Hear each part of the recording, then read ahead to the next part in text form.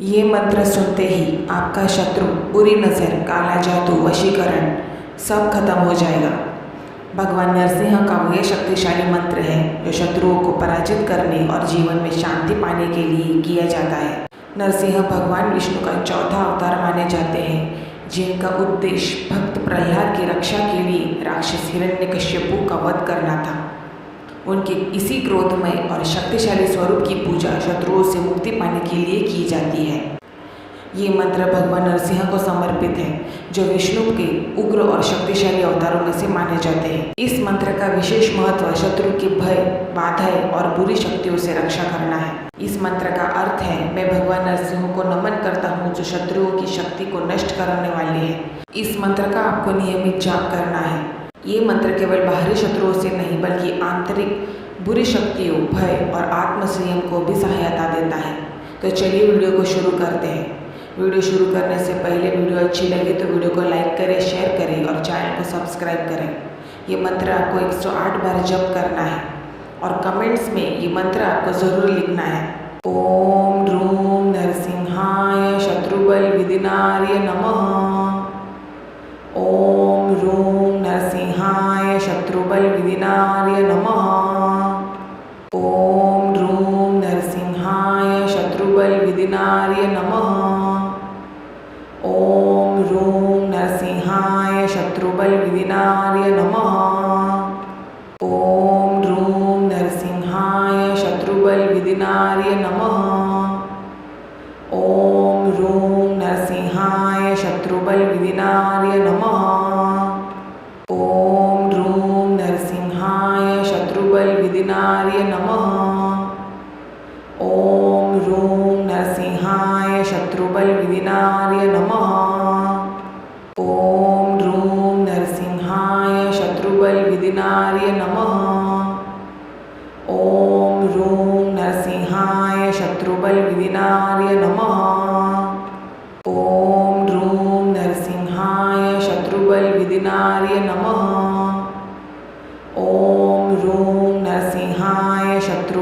विदिनार्य नमः।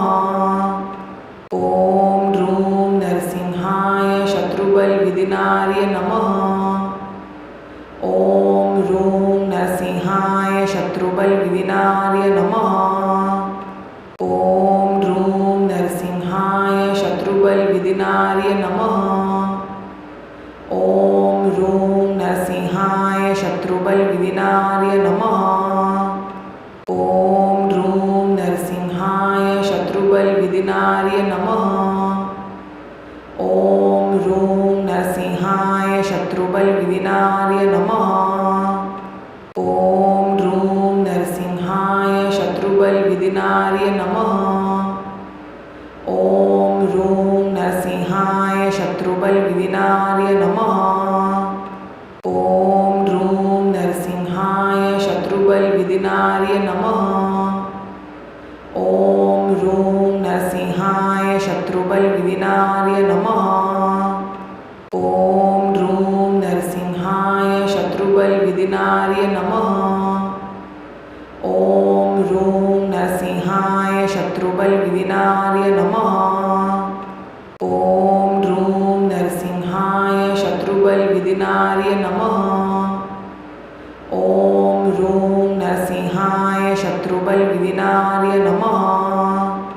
ओम ह्रूम नरसिंहाय शत्रुबल विदिनार्य नमः।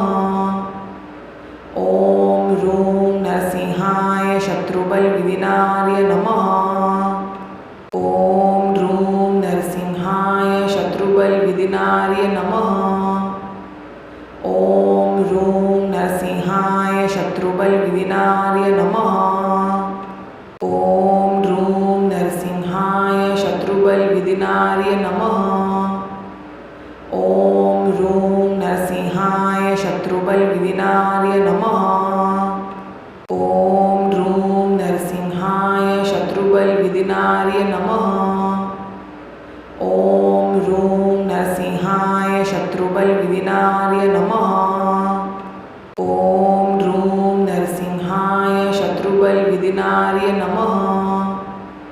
ओम ह्रूम नरसिंहाय शत्रुबल विदिनार्य नमः।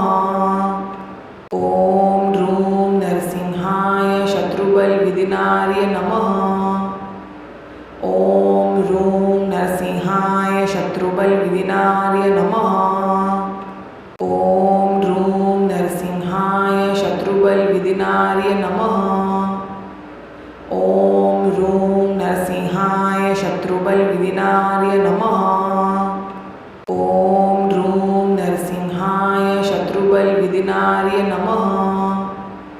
ॐ ह्रूं नरसिंहाय शत्रुबलविदिनार्य नमः। ॐ ह्रूं नरसिंहाय शत्रुबलविदिनार्य नमः। ॐ ह्रूं नरसिंहाय शत्रुबलविदिनार्य नमः। ॐ ह्रूं नरसिंहाय शत्रुबलविदिनार्य नमः। ॐ ह्रूं नरसिंहाय शत्रुबलविदिनार्य नमः। ॐ ह्रूं नरसिंहाय शत्रुबलविदिनार्य नमः। ॐ ह्रूं नरसिंहाय शत्रुबलविदिनार्य नमः। ॐ ह्रूं नरसिंहाय शत्रुबलविदिनार्य नमः। ॐ ह्रूं नरसिंहाय शत्रुबलविदिनार्य नमः। ॐ ह्रूं नरसिंहाय शत्रुबलविदिनार्य नमः। ॐ ह्रूं नरसिंहाय शत्रुबलविदिनार्य नमः। ॐ ह्रूं नरसिंहाय शत्रुबलविदिनार्य नमः। ॐ ह्रूं नरसिंहाय शत्रुबलविदिनार्य नमः। ॐ ह्रूं नरसिंहाय शत्रुबलविदिनार्य नमः। ॐ ह्रूं नरसिंहाय शत्रुबलविदिनार्य नमः।